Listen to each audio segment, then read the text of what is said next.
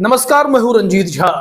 आखिरकार सीबीआई ने कोर्ट के आदेश को भी दरकिनार करते हुए अपनी मनमानी दिखाते हुए पूर्व मुख्यमंत्री की बेटी के कविता को तिहाड़ जेल में जाकर ही गिरफ्तार कर लिया।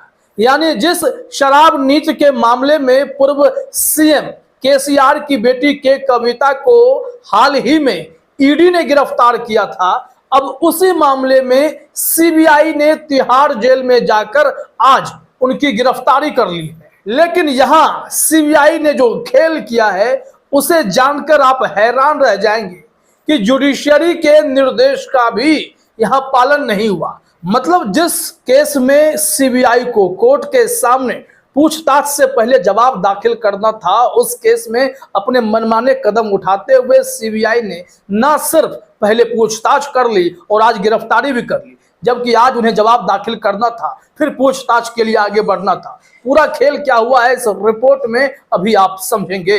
हैरान कर देने वाला मामला है कि जुडिशरी का भी कितना मजाक बनता जा रहा है। दरअसल इंडिया टुडे ने एक चौंकाने वाली रिपोर्ट प्रकाशित की है।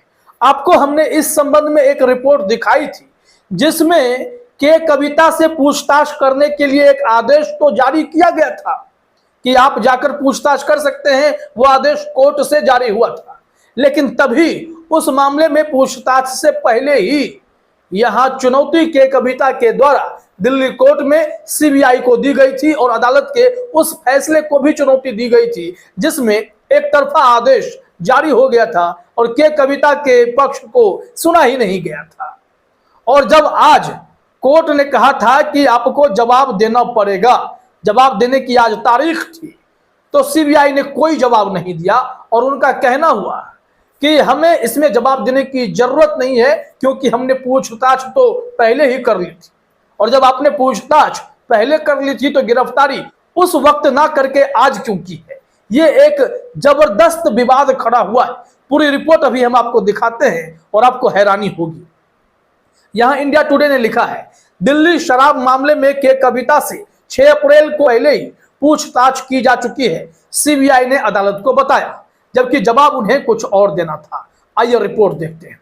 यहां लिखा गया है कि केंद्रीय जांच ब्यूरो सीबीआई ने बुधवार को दिल्ली की एक अदालत को बताया कि वह पहले ही भारत राष्ट्र समिति बीआरएस नेता के कविता से पूछताछ कर चुकी है, जो वर्तमान में दिल्ली शराब नीति मामले से संबंधित मनी लॉन्ड्रिंग जांच में न्यायिक हिरासत में है। यह दलील तब दी गई जब दिल्ली की राउज एवेन्यू कोर्ट के कविता की याचिका पर सुनवाई कर रही थी, जिसमें उन्होंने न्यायिक हिरासत में रहने के दौरान उनसे पूछताछ करने की सीबीआई की अर्जी के खिलाफ याचिका दायर की थी, जो हमने अभी आपको मामला समझाने की कोशिश की है। और हमने यह भी कहा था कि कोर्ट ने पहले एक तरफा अनुमति दे दी थी कि हाँ आप जाकर पूछताछ कर सकते हैं, लेकिन जैसे ही के कविता के वकील ने इस फैसले को चुनौती दी तो फिर कोर्ट ने सीबीआई को भी एक आदेश जारी किया था कि पहले आप जवाब दाखिल कीजिए, फिर पूछताछ की बात होगी। लेकिन अब सीबीआई ने पैंतरेबाजी की है, लेकिन उसका भी भांडा फूटा है। अब देखिए यहां क्या कहा जा रहा है। सीबीआई को जवाब देने में सक्षम बनाने के लिए मामले को आज सूचीबद्ध किया गया था। हालांकि वकील ने कहा कि कोई जवाब दाखिल नहीं किया जा रहा है क्योंकि वे पहले ही उनसे पूछताछ कर चुके हैं। के कविता के वकील नितेश राणा ने तर्क दिया कि के कविता द्वारा आवेदन दायर करने के बाद सीबीआई सुबह अदालत में पेश हुई थी। हालांकि दोपहर में उन्होंने जाकर उनसे पूछताछ की।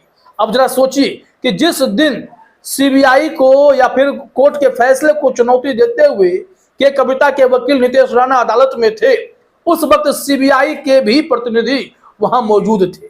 सुबह में यहां पर कोर्ट में बहस होती और जवाब देने के लिए कहा जाता है। दोपहर में कोर्ट के आदेश की अवहेलना करते हुए सीबीआई जाकर पूछताछ कर लेती है और अब कह रही है कि हमने तो पूछताछ कर लिया है, अब क्या करेंगे। अब यहां पर मामला तूल पकड़ने लगा है। कोर्ट भी क्या करे। कोर्ट ने कहा कि भाई जब पूछताछ हो गई तो अब क्या करोगे, अब तो आज गिरफ्तारी हो गई। कमाल की बात है। यहां देखिए कहा जा रहा है, कविता के वकील ने कहा कि वे अभी भी आवेदन पर बहस करना चाहते हैं और उन्होंने सीबीआई की याचिका की एक प्रति उन्हें उपलब्ध कराने की भी मांग की है। अब कोर्ट का यहां पर जवाब आता है, आप सुनना चाहते हैं, लेकिन वे कह रहे हैं कि वे पहले ही पूछताछ कर चुके हैं। अकादमिक अभ्यास एक सवाल है, लेकिन परिणाम क्या होगा, कोर्ट ने पूछा। उन्होंने कहा कि ठीक है आप बहस करेंगे, लेकिन अब तो पूछताछ कर चुके, आज के आज तो गिरफ्तारी हो गई, फिर इस बहस का परिणाम क्या होगा। अब जरा सोचिए कि खेल कितना बड़ा है। अब कोर्ट के साथ भी ऐसा मजाक हो रहा है। सीबीआई अपने पैतरेबाजी के सहारे जो मन में आए वो करती है, ईडी का जो मन होता है वो ईडी कर लेती है, कौन रोकेगा। अदालत से अक्सर फैसले ईडी के पक्ष में आते रहे। ईडी के वकील ने कहा हमें पूछताछ करने के लिए वक्त चाहिए, हमारे हाथ कुछ सुराग लग गए हैं, हमारे हाथ कुछ सबूत लग गए हैं, अब हम इनको और भी सख्ती से पूछताछ करना चाहते हैं। अदालत का कहना होता है कि ठीक है, अरे जाइए पूछताछ कीजिए भाई, आपके हाथ तो सबूत लग गए हैं। अब यहां देखिए क्या कहा जा रहा है कि कविता के वकील द्वारा मामले पर बहस करने पर जोर देने के बाद अदालत ने आवेदन पर बहस के लिए मामले को 26 अप्रैल तक के लिए स्थगित कर दिया है। अब जरा सोचिए कि सीबीआई के लिए तो पौबारा की स्थिति है।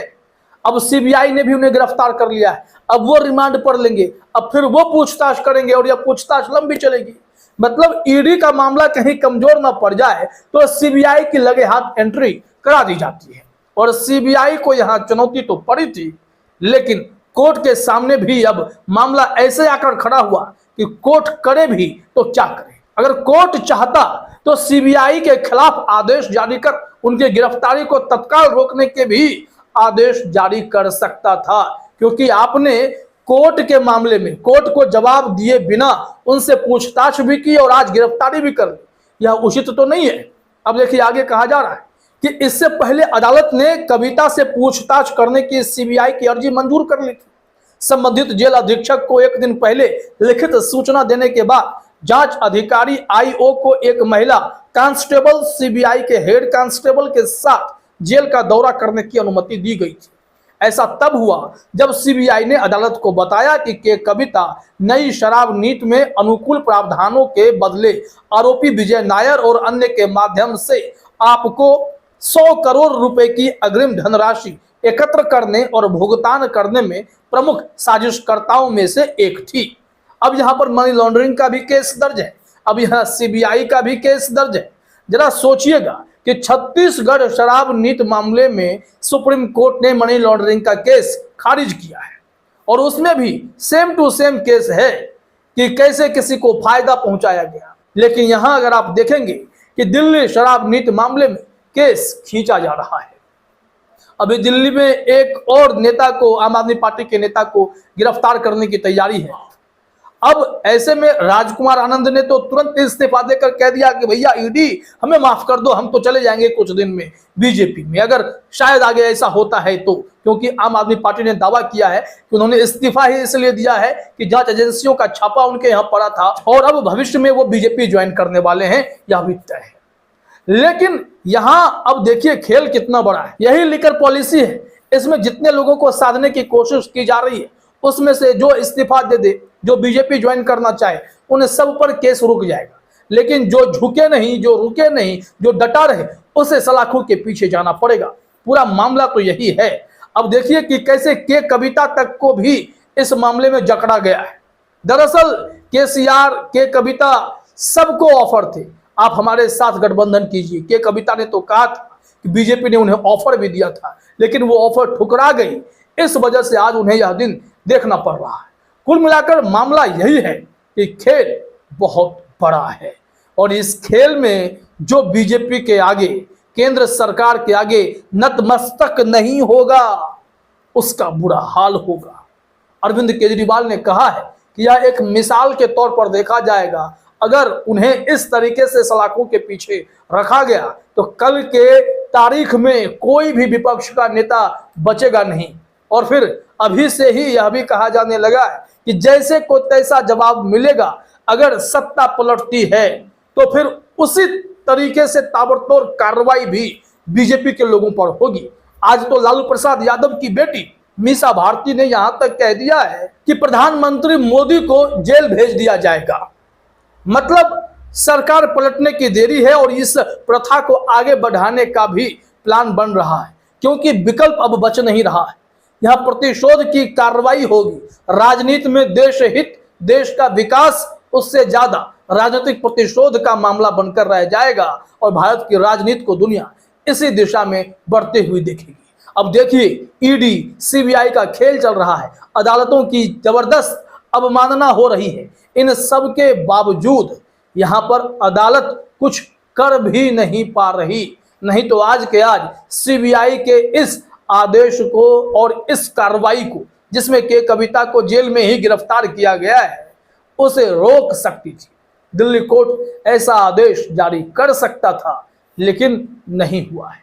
अब इंतजार कीजिए कि इंसाफ की घंटी कब बजती है, कब जुडिशरी से न्याय सामने आता है, जैसे कि छत्तीसगढ़ शराब घोटाला मामले में आया है। उम्मीद कीजिए कि बीजेपी का अगर मकसद पूरा होगा, यह केस भी एकदम क्लीन हो जाएगा। फिलहाल इस वीडियो में इतना ही। आप सभी का हमसे जुड़ने के लिए बहुत बहुत धन्यवाद।